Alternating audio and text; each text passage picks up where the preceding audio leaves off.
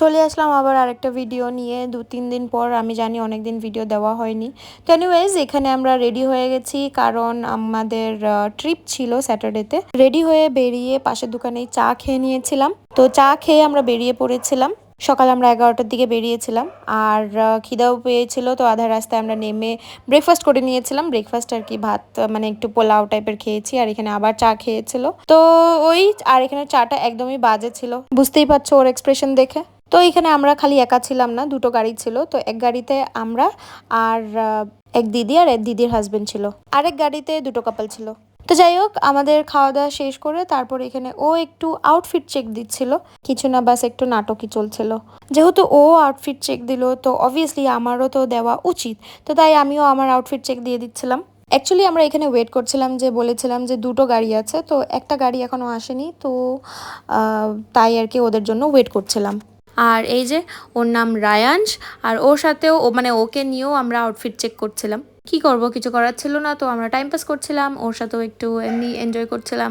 যাই হোক, তারপর যে গাড়ির ওয়েট করছিলাম ওরাও চলে এসছে। তারপর আমরা বেরিয়ে গেছি আবার, মানে রওনা দিয়েছি আবার ডেস্টিনেশন পৌঁছানোর জন্য। আর এই যে এখানের ভিউ তো দেখতেই পাচ্ছ, এত সুন্দর ভিউ ছিল না, মানে কি বলবো, জাস্ট অ্যামেজিং ভিউ।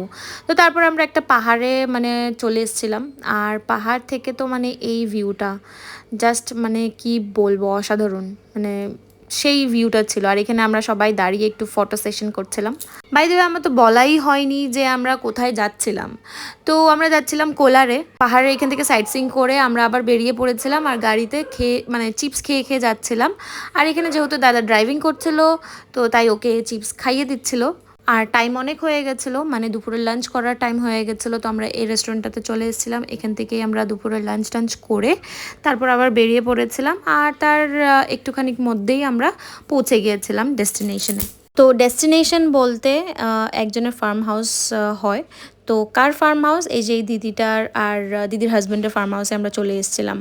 আর এখানে দেখতেই পাচ্ছ, এই ডগটা এত এক্সাইটেড হয়ে গেছিলো দিদিকে দেখে, মানে অবভিয়াসলি এত ভালোবাসে দিদি। তারপর আমিও একটু ওকে ধরে আদর করছিলাম, যেহেতু অনেক কিউট ছিল ও। মানে একটা না, কিন্তু দুটো ছিল। তো একটার নাম চিনি আর একটার নাম চিন্টু। তো যাই হোক, আমরা পৌঁছে গিয়েছিলাম। পৌঁছানোর পর আর কি কি হয়েছে আমি আবার নেক্সট ভিডিওতে দেবো। So stay tune for that. See you in the next video.